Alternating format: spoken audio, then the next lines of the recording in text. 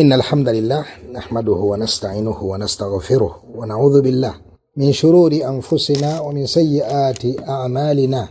من يهده الله فلا مضل له ومن يضلل فلا هادي له. أشهد أن لا إله إلا الله وحده لا شريك له وأشهد أن محمدا عبده ورسوله صلى الله عليه وعلى آله وصحبه أجمعين.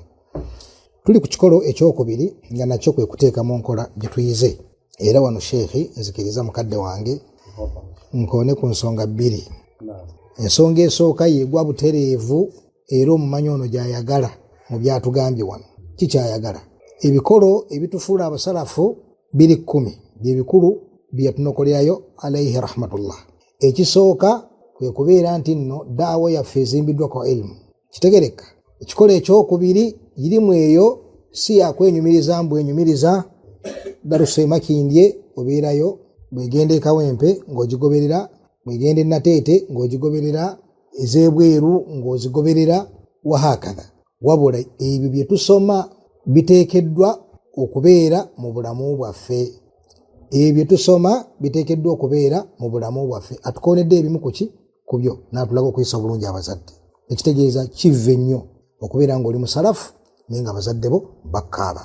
Kive nnyo okubeera ng'oli musalafu naye nga baliraanwa abo ne babeera bano ba Ponsiano, ba Nekemeya, ba Ernest afaanako bwe batyo nga bakkaaba. Haqiiqa omusalafu owaddala wallahi abaliraanwa tebamukaaba ne babeera bakaafiiri.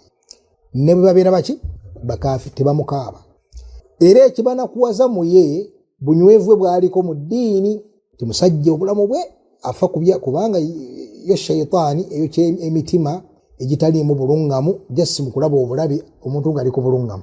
Abubakar as-Siddiq radiyallahu ta'ala anhu baamugoba mu Makka, baamunyigiriza n'akwata akago ke n'atambula.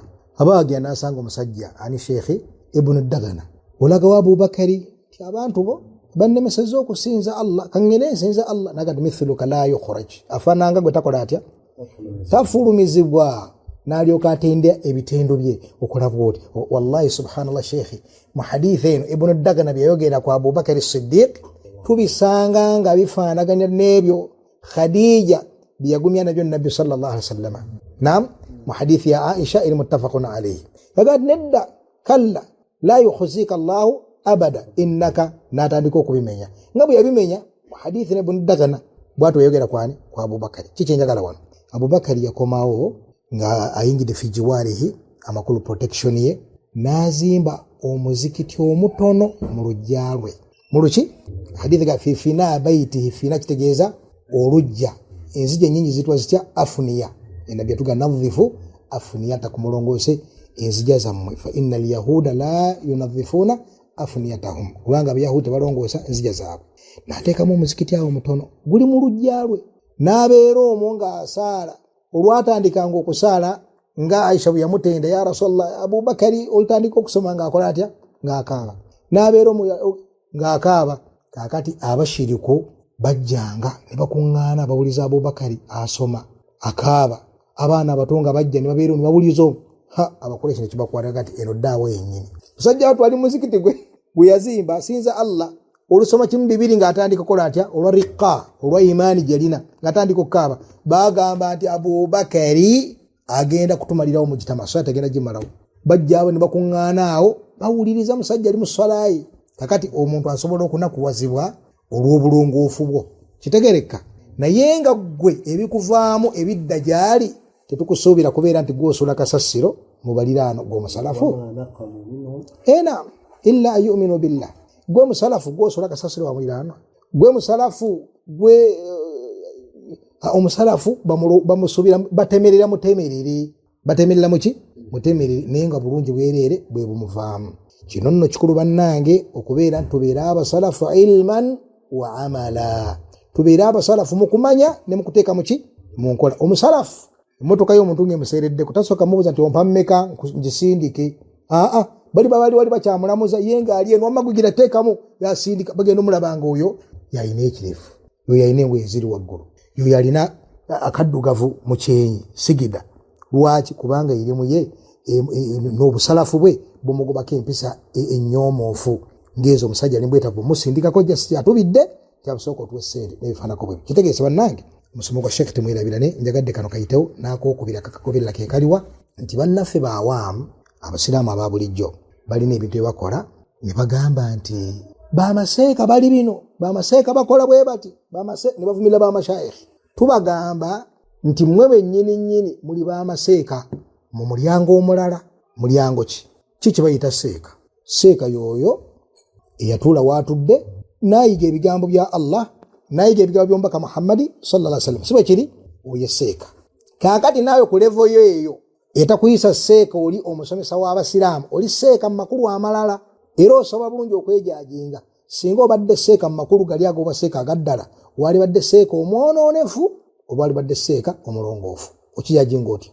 oli abasenga bavumirira riba okiwulya nga bavumirira riba oyimiriddwa ku riba wamwewala oba omukola bw'obeera nga omukola manya nti obwo bwe bujeemu eyo irimu ogirina ku nsonga ya riba nti eri haramu oli seeka kitegereka naye osigadde ojeemedde Allah ogenze mu riba ku nsonga y'okubeera nti ekirevu tekirina kusalibwako kyosobola olya nti nabbi yakigaana ne hadithi n'oziwulya kwekyo oli seeka okikuza oba okisalako manya nti oli seeka omwonefu ku nsonga y'ekirevu katandika okwebala ndeseeka omwonefu ku kino ndeseeka omwonefu kino ndeseeka omwonefu ku kifunu ojja kwezuula woogwa nti singa nali seeka singa ndi mwabo abatawaanya abasiraamu kirese bulungi singa nali seeka biidhinillah kubanga mbutuufu mpulira nefa nenteeka muki nenteeka mu nkola biidhinillah mbakuba seeka nali badde mwabo abakola batya abalongoosa naam Sheikh hafizakallah barakallahu fik jazakallahu khairan idhan ensonga gye tuliko barakallahu fik Sheikh ey'okuba nti tuteeka muki mu nkola ekyo kikolo kinene ku daawa eya salafiya daawa entuufu Sheikh nzikiriza badde obudde bagamba batya mu Luganda butuubira akatambaala ga bututwala ntyagi ffe tuli batebenkevu Sheikh genda maaso waliwo kyenjagala koonako biidhinillah nti mu layini eno obusalafu bulina bye butulagira ng'osomya ilmu nti olina kweyisa bwoti nga bwe tubuvaako ne tutabuteeka mu nkola tugenda kutomera point ki gye njagala nina omusiraamu yantuukirira ng'akulukusa amaziga nga seeka amututteko mukyala we seeka oyo mumanyi we mba mumwogedde era tujja mukola ki tetusobola mumwogera omusiraamu bambi ng'akaaba naye kyava ku ki obusiraamu okuba nti naffe ffennyini tetubuteeka muki mu nkola kiki ekyaggulwawo ewaffe abantu balina baseeka ba famire seeka wa famire oyo abanga yenna nnyini maka wayagala wayingirira oba semaka mwali oba taliimu era atuuka naawe akawewo kangi najjako kko n'essaati n'agiwanika kaki ne semaka yennyini amusiri gende waka aja tyakola ki aja tigyali twasoowaganyemu gende ewaka olabe yembeera ye yali ku musiraamu ono nze ngenze kyotera nigende eka olabe kakati enkola eyo sintuufu aja luno muwulidde enkola efaananako bwetyo bannaye sintuufu okuba nti n'abawalimu bennyini baggula omulyango ogwo okuba nti bali open mu maka g'abantu ayingiranga bw'ayagadde n'addaawo oluusi ne batuulako n'ajja tiwali n'aseka ng'alinga alina mukyala we n'amuterakokko ne ku TV wali obulamu buli awo ng'alinga ali muki ali mu maka ne bagabula kino firiji oluusi waliwo n'abayingire waka nga n'okwekaza manyi bwenzija wano mbeera waka ogenda omulaba ali mu firiji najjeko kino hakatha embeera eyo abakyala abaga nti nze mwana wattu emikwano gyange egisinga obungi gyabaseeka era n'ensonga eyo esaana okwegendereza bwe tuba tuli ku mulamwa guno okuba nti obusiraamu bulina kye butulagira okukola ogenze mu maka g'omuntu olina kweyisa otya n'otamala gateekawo mbeera zifaananako bwe zityo nti wemanzize wano manzize waka waliwo n'ebigambo ebirungi ate ku layini eyo Sheikh al-Imam Ibn al-Qayyim rahimahullah alina bye yayogera mu kitabo ekiyitibwa Risala Tabukiya nayo nnyinza ogyongerako fayida bw'oba okyadde ewantu kirungi okuba nti ogumiikiriza n'embeera ekola ki n'embeera ebeerawo sayidi esooka Imam gye yannyonnyola yeyono gwe bakyalidde Allah subhanahu wa ta'ala kyakuwadde kyolinako obusobozi kyoba okola ki kyoba oleeta teweekakaawo kweteekamu ogende ku mabanja wahakatha kyoba okola ki kyoba oleeta ekyo biidhinillah oluusi tokaluubiriza mugenyi ono mubuuza tuleete soda oba tuleete tugambe ki tulete yogati tulete oba tulete oba kyayi tulete kyayi mukalu tulete mata. Waliwo obwokunywa obw'Olungereza ate ffe obutugiramu ddala. Nagamba eti oba nkayina erinnya noga nti nyinza okugamba nti ate aleete kalinga kano ke. Kaakati mubeeramu abantu abalina ensonyi nga tajja kwogera ng'oluusi bambi yali yagadde mata naye nga ajja kugamba omukalu ne bwompa amazzi. Kati Allah kyaba akuwaddeko obusobozi kyoba okola ki? Kyoba oleeta ekyo. Kati ku sayidi eno ey'okubiri ye muntu ono gwe bakoze eki? Gwe baleetedde mathalan bamuleetedde mazzi. Kiba kibi okuteekawo embeera y'okukola ki? Baka minute maid kabaddeyo oba wabaddeyo ka splash mu mbeera eyo gyoba otadde ku ki? Waliwo ali kirima kayogeddeko wano kakokotero juice ago namanya ga byakunywa. Bannayuganda bakamanyi nnyo. Mashallah. Kati idhan otambulira mu ki? Otambulira mu mbeera efaanako leero. Naam. Agenda maaso kitiibwa. أغاني رحمة الله عليه فهذا هو منهج السلف. فهذا هو منهج السلف رحمة الله عليهم أجمعين. هو منهج السلف إلوا أيوجرا hukubanti wano basahaba batulange wali nabbi ne basoma ayati 10 basome ne bajja ne baziteeka mu ki kye basoma ne bateeka mu ki manhaji y'abasalafu kyosomye fe anti gola batali bwatyo manya tali ku busalafu bwabanga ye baganti asomye alina bingi nga betwogedde ku wengoye alina hadithi nyingi ezogera kumpa naye nga ate ye tumulaba engoye ziriwa manya nti manhaji aliko kati ono nno si abasalafu kuba abasalafu kyasomye nabbi bwati bwe yali نينا تيكا نعم أقامنت فهذا هو منهج السلف رحمة الله عليهم أجمعين يقرنون العلم بالعمل babitambuliza wamu ilmu etambulira wamu n'okukola n'okuteeka mu ki mu nkola buli we basomye kye basomye okiramu bitambulira wamu naam أقامنت لأن العمل بالعلم يخلص من الوعيد الشديد المترتب على ترك العمل الواجب في قول الله عز وجل يا أيها الذين آمنوا لما تقولون ما لا تفعلون كبر مقتا عند الله أن تقولوا ما لا تفعلون. أقول لك الشيخ لقمان ولي بارك الله فيك لأن العمل بالعلم واتش بالعلم كتب باء بالعلم كتي رأينا كبانجر تكسر كبانج حرف نعم حرف جر. بارك الله فيك. ما شاء الله جزاك الله خير. كبانجا أقولنا كشي كعلم يخلص من الوعيد الشديد أبوغنا كونا ebiboneleze binene Allah subhanahu wa ta'ala biyatulage bigenda kwabo abatakolera kuki ku ilmu ala tarki al-amali al-wajib fi qawli Allah ta'ala ya ayyuhalladhina amanu lima taquluna ma la taf'al ogenda kubo wonye ekyo ne muhadith elijitwalaze bagenda okusooka okubonelezebwa yasoma nenga tateeka mukola bula yasoma busomi kumulaba nti oyo muki umanyi munene kabara maqtan inda Allah an taqulu ma la taf'al kizito kinene okuba Allah subhanahu wa ta'ala jakuboneleza okuba nti oyogera nenga atebe yogera gwesi byokola ati oyino teeka mu nkola naam نعم والأن العمل بالعلم فيه انتكاس عن الصفة الممقوتة التي وصف الله بها اليهود في قوله سبحانه وتعالى مثل الذين حملوا التوراة ثم لم يحملوها كمثل الحمار يحمل أسفارا بئس مثل القوم الذين كذبوا بآيات الله والله لا يهدي القوم الظالمين. نعم muntu okubanga al-amalu bil-ilm okubanti akolera ku ilm oba wonye ekitende ekibi ekyavumirirwa Allah kyanyigira kyatayagala ekyabayudaaya beyatulaga wano mu aya ya suratu al-jumu'a mathalu alladhina humilu at-taurata thumma lam yahmiluha kamathali al-himari Allah bane kifana kiyakuba balinga endogoyi abantu bonna gibamanye endogoyi ebeera etya bagitikka nenga bye bagitikka mathalan singa muteeka mu tugambe boxes z'ebitabo 20 n'otandika ogibuuza ku ilmu eri mu box ezo ebitabo ebiri omwo erina kyeyinza okwanukula teina yeetisse birungi ilmu n'ebyamba naye nga terina kyerina ku byo kati bw'obeera bw'otyo nga weetisse ilmu ennene bakubuuza no qala Allah wa hadithu zina aya olina irimu eneno naye ng'ate wano mu bulamu bwo tetuzikola ki embeera ebeera mbi bi'sa mathalu alqawmi alladhina kadhabu biayati llah wallahu la yahdi alqawma adh-dhalimin. Naam.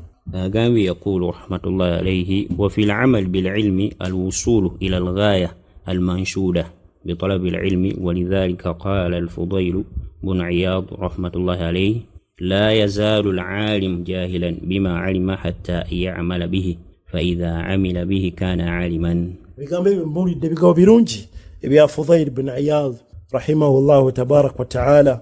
Omuntu okubeera nga akolera ku ilmu eyo kiba kimutuusizza ku ddaala eddungi era okuganyulwa mu ilmu eyo buli bw'ogikolerako kweko okuganyulwa ddala okwaddala. Yagamba la yazaalu al-alim jahilan, omuntu asomye akuguse mirimu asigala mu buyabuya, asigala tamanyi, asigala wa wansi bima alima, kwebyo byasomye tayinza kusitulwa okutuusa ddi hatta ya'mala bihi, okutuusa bw'agikolerako. Kati kyekitiibwa bwe bayita abamanyi abaddala, oyo omumanyi asongwamu nga byayize ate tulaba abitadde muki munkola. Fa idha amila bihi kana aliman, senga akolera kuki ku ilmu eyo oyo abeera muki kitegeeza ki senga omusajja bamuga yasoma nnyo ebitabo bwe bafuluma myaka bweji nenga tumula atakola tateeka mu nkola oyo abamumanyi. Omulala teyagenda mu bifo ebyokusoma naye nga ali awo yasomako idadi ki naye nga tumulaba ateeka mu nkola oyo abeera muki abeera mumanyi. Ate no shekhi tekikoma kukomyawo nti irimu eno tagikoleddeeko nibikomawo nti agisigaza. Amazima gali nti irimu bw'otagikolerako egenda. Ali ibn Abi Talib radiyallahu ta'ala anhu yagamba nada al-ilmu al-amala fa in ajabahu wa illa irtahala. Irimu omuntu gy'asoma ekoola okugikolerako bwe kujja ng'etuula, wa illa bwe kutajja irtahala ng'egenda. Kaakati bino omuntu asigala nga haqiqatan alinga kitibwa gwatera okuyita scarecrow, bakiyita batya Abaganda bakiyita semufu. Akwata omuntu na kintu kiringanga omuntu bakiteeka mu kasooli enkima zikitya zikidduka n'ebinyonyi naye nga haqiqa siki. Kaakati basigaza okutiisa nti oyo yasome be baasomera Madina edda n'asigala okutiisa nga haqiqatan shekhi nga irimu tekyaliwo. Omuntu bw'abeera nga irimu weeri, ekyokulabirako waliwo omu ku baddu ennaku zino adiringa nnyo n'ensonga z'obwavu, bwavu bufuusa obwavu. Amazima gali nti tetusuubira nti emwogerwako bulimba, bagamba nti yali musufu mu kukwata era nga yeetisse emituni miyitirivu era ebyamwogerwangako oli omu nkakasa ku bayizi oba oli awo abaatulako ne mu kisomero lye mu kiraasi ye bw'aba nga yali akyali mu biseera ebyo yali amaze okuvaayo. Naye omuntu ng'okyetisse bulungi ebigambo bya Allah, ng'okyetisse ebigambo by'omubaka sallallahu alaihi wasallam, ebyo ddaayi abitwala nti kyekikulu era byebimuwa inshirah, obutebenkevu mu mutima, okubeera nga ayogera kino bwagati qala Allah, ayogera kino qala Rasulullah, ayogera kino qala sahabi, ayogera kino qala al-allama al-fulani wahakadha. Bw'osiŋŋaana nga ali awo kwekyanga mu maaso g'abantu nga irimu ye darasa ye eringanga kimeeza, temuli aya, temuli hadithi, wabula kunoonya buno nseko, kuleeta bintu bitaliiyo ebifaanaganako bwe bityo, obwavu bukafiri, omwavu tebamutolera salaamu n'ebira bifaanako bwe bityo. Kati ng'omanya nti yafuluka. Omuganda akitaki kufuluka. Irimu eri yafuluka, takyagifuna takyagiraba. Naam, eyinza awammanta mpammante yakusirika ate bino ebigambo byabirina mu bungi ebyo ng'agenda maaso ng'akola atya. Kakati lwaki basigala bakyalina sha'ani mu mujitama? Kubanga yasomerako e Madina. Ekyo kituufu, abantu bakimanyi. Yasomera e Madina, tebamanyi nti eno munda takyagyewulira nti gyeri. Naye asobola okulaba omuntu nga alina kasomeza mu nahwu na stepping in ate akati ebadde gundi n'ayogerayo akagamba akakiipinga abantu nga bakyafiiringa nti akyaliwo, irimu ekyaliwo. Naam, amasala ago akyalina ekifaananyi kyajjukira nti oba khilaafiya oba ki. Amasala ago subhanallah bamanyi bagogerako ebigambo singa twagadde okubireeta wano naye katugereke tuyinza nozibya naye katugire mumugambe ahaseeka yimirira gatuwe gatuwe ffe tuli beeteefuteefu okubaawo gumiikiriza naye ku lwimbi tetukyagenze gatuwe nga weegali naye n'olwekyo iri mu bannange okubeerawo ebeerawo nakugikolerako gw'olaba nga tagikolerako hakikatan egenda mpola hatta yasira ashbaha bil aami okutuusa lwatuuka najjula okufaanira abasiraamu abataasenvulako wadde akatono mu kunoonya erimu. Naam. قال رحمه الله أقامت فالدعوة السلفية أقول الدعوة السلفية نعم أجيتعنا بهذا الأصل وترعاه وتحث الناس على الانشغال به فإن الانشغال بالعمل أنفع من الانشغال بما لا فائدة فيه من كلام مباح ونحو ذلك. دعوة يوم سلفو ekubiriza okuba nti oba efaayo ku nsonga eno ey'okuba nti tuteeka mu nkola era kya bbeeyi nnyo kya mugaso nnyo eri obulamu bwaffe okuba nti ilimu gye tuyize tugiteeka mu ki okusinga okuba mu bigambo ebirawo naye weba si bigambo bya haramu bigambo ebikkirizibwa emboozi naye okuteeka mu nkola kulembezebwa idhini subhanahu wa ta'ala.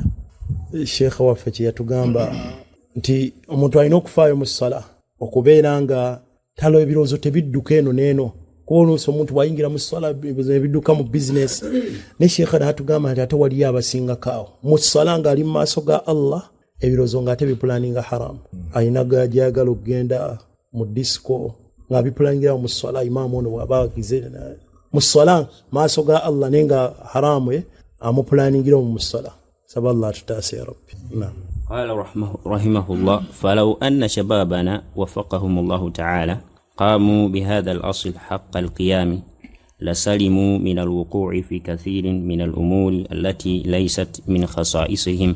senga abavubuka baffe ensonga eno bagifaako nnyo ne bamanya nti ddala ilimu gye tuyize etulabikeko tuteeke mu nkola olabe ennyambalanga yeeyo enneeyisanga yeeyo mutuufu baaliwonya ebintu bingi oluusi bye bayingirira ebitali mu layini yaabwe baali biwonye senga bakoze ensonga eno. Naam. أقانت والتي الاشتغال بها مضيعة للوقت bagenda mu bintu ng'okubigenda mu kumala budde nga si byabwe nga ki. Naam. كالاشتغال بتتبع سياسات nagoberera ebyobufuzi gundi ono yali bwati afuze emyaka alina kukola bwati naffe entebe bweti mu kuddamu ebyo abimaliramu obudde nga bigenda kumutwalira ki bimutwalidde obudde n'atateeka mu nkola ilimu eno gy'asoma. وكالدعوة إلى التفكر فيها إلى جميع الناس ونحو ذلك. n'ayita n'abantu okugirawo okukola gundi ku byobufuzi ne bakuladda ku bimeeza analysis wanne n'omulaba nga tafuddeeyo ku kuteeka mu nkola. Mulimu n'abamu ku baabo be tumanyi nga abamu ko baasomerako ne Madina naye nga yavaayo n'addamu ebyo n'agira ogenda omulala yeesimbyewo ena ali eno anoonya n'atuuka nga takyasobola wadde kusoma aya nze nagwe mmanyi n'oluusi ne bw'aba ayinza n'okugira hadisi n'agiyita aya omanyi Allah yatugamba kullu ibn adamu Allah yatugamba mu Qur'an kullu ibn adamu khata. Naam. Nasallallahu salama. فهذه الأمور وأمثالها ليست إلى طالب العلم وإنما هي من اختصاص ولاة الأمور. ensonga nga zino tezeetaaga mu talibu mu kuziteeka kudda byabufuzi neno abirekera baki bannabyabufuzi abakulembeze. Naam. أو من ينيبونه bakiikirira baba mu mbeera ezifaanako bwezityo.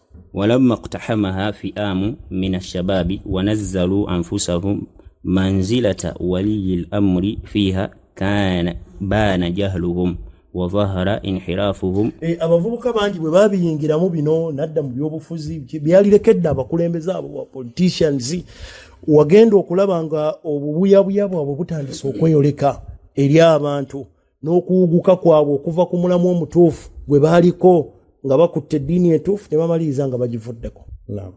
نكمل إن شاء الله. وظهر انحرافهم وخرج بلدهم في هذه القضايا لأنهم إنما يعتمدون على قصاصات الجرائد الأجنبية والإذاعات الكافرة. wano mwebale wamu abagobereraga amawulire empapula z'amawulire ez'ebweru ezo z'okulaba z'abazungu bwezityo waliwo radios ez'abakaafu bagenda ne balugirawo ku amawulire ne bagajja okwo n'abambiro asaakinga kino hakadha. يقول فيثقون بها ne balikiririzaamu ebyo ogenda okulaba bongeramu bye bongeddemu bategeka naye nga ye abizimbirako eggwanga bweriti Saudi teyagala busiraamu ekola kino erumba baganda baayo bwe bityo bibabeeramu. ولا حول ولا قوة إلا بالله ويبنون أحكامهم عليها. Omuntu bw'alaba nga yeewunyiza ekyo naga la hawla ensonga ereeta mulimu abalaba ekintu bantu beewunya nnyo n'akoma naawe bw'ati kiri kiti ekyo omulaba alaba mbu ekintu ekyo la hawla la ilaha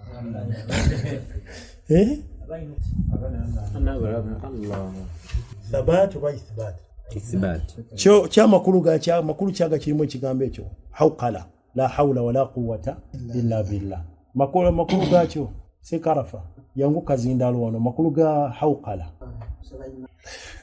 la hawla wala quwwata illa billah budde time kipatu ga bweddeyo ekitegeeza tosobola kuva mu mbeera kudda muki mu mbeera ndala oba n'amaanyi kusobola okukola kino okujjako nga Allah subhanahu wa ta'ala akoze ki akkiriza subhanahu wa ta'ala kati toyinza kuba obukome la hawla oganye tewaliwo kukyuka kwa mbeera yonna tewali ayinza gikyusa ne Allah tomukoze ki tomutaddewo kiringa agamba la ilaha nokomaawo omukhalafa mutegedde weguli ku la ilaha tewali kisinzibwa mu butuufu nokomaawo olimbu alabye ekyewunyisa ye n'ayogera bwe la ilaha olwo Allah naye okoze ki omugyeyo naam Sheikh tumalize هقامي تنو ويبنون أحكامهم عليها كما هو الواقع في حرب الخليج فإن بعضهم اعتمد على مثل هذه القصاصات.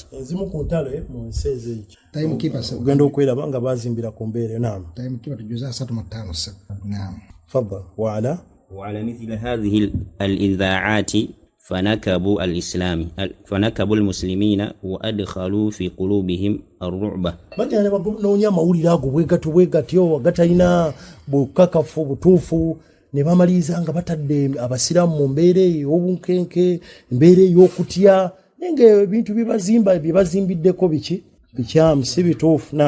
وفرقوا شملهم ومزقوا كلمتهم التي كانت مجتمعة. وهذا الاعتماد على القصاصات وعلى الإذاعات الأجنبية هو غاية ما عندهم مما يسمونه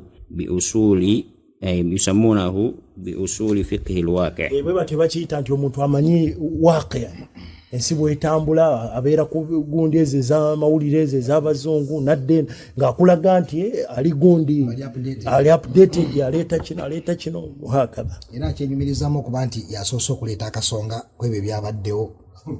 ولما خرج علينا هذا التيار الجديد جنى على العلم والعمل. emisonga efaanako bisobozazze ne zimu society y'obusiraamu nebamaliriza ilmu ya sharia egenze eggwa mu bavubuka n'okugiteeka mu nkola ng'abantu bali ku ebyo bebenyumirizaamu akulaga nti kasita ajja akubye ekikalu kye gundi agisibidde n'ateekamu engatta empanvu.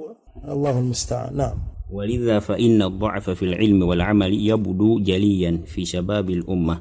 kirabikirawo obunafu bwa ilmu n'okuteeka mu nkola mu bavubuka ba umma naye ng'oyo omusanga nga asobola okufuuwa oluzungu n'akulaga ebikwate Japan ebikwate eno naye nga mu kuteeka mu nkola eddiini n'akulaga n'ebyomubwengula naye nga ebikwata ku ddiini ye munafu. فترى شباب فقه الواقع لا يلتزمون أحكام الشرع في كثير من القضايا العظيمة. olaba abavubuka abo abalaga bali betuyise batya abakugumu byetambula bali updated omugendo mulaba nga mwana wattu mu mateeka agakwata ku ddiini ye amanene talina kyalina. فالواجب على شبابنا أن يتقوا الله تعالى في أنفسهم وأن يشغلوا أنفسهم بما يعود عليهم بالفائدة العظيمة في الدين والدنيا. ekyeteeka ku bavubuka babloga ekyeteeka okubeera nti abavubuka batya Allah subhanahu wa ta'ala batya olunaku lwe bagenda oyimirira mu maaso ge subhanahu wa ta'ala bafeeyo okukola kaweefube okudda ku ddiini ey'amazima kwebyo ebigenda bagasa ku duniya ebigenda okugasa eddiini yaabwe n'ebigenda okugasa eddunya yaabwe. Ebyo osanga tebibagasa, tebigasiza ddunya, tebigasiza ddiini. أما الاشتغال بما لا فائدة فيه وإقهام الإنسان نفسه فيما ليس من اختصاصه. Omuntu okubeera nga ayingira mu bintu ebitali mu mugaso n'okubbingira mu bintu by'atalinamu olusi na kumanya. Mubeeramu abantu bwe batyo. Waliwo abantu nga ye n'omuvubuka gwe mmanyi tolina kyoleeta okujjawo nga abakimanyiko. Asirikiramu katono. Bw'odda mu byobufuzi aba alina kyakimanyiko. Bw'odda mathano yingidde gwe buli kyoleeta agiramu katono omutwe ne gwetoola guti n'afuna ogenda okulaba bwenna abakoze eki abawambi bamwetoolodde kasita ekyo bakivaako ne badda ku kiro ng'akola ki abeera nga konfoshari. فهذا وباله كبير ويفوت على الإنسان من الأجر والخير الشيء الكثير. فعلى الشباب أن يتقوا الله تعالى في أنفسهم وأن يعملوا بما علموا من العلم حتى يفوزوا دينا ودنيا. abavubuka okutya Allah subhanahu wa ta'ala babeerenga bakolera ku ilmu gye basomye okugiteeka mu nkola bagenda okuba obuwanguzi ku duniya ne ddiini yaffe okubanga tuwangula tusinkanye neyo Allah subhanahu wa ta'ala nga tumusinkanya n'eddiini entuufu kyekyo ekikolo ekyokubiri mu bikolo bya da'wa ey'obusalafu. Wa barakallahu fiikum wa jazakumullahu khayran. Barakallahu fiik, hayyakallah, hafidhakallah.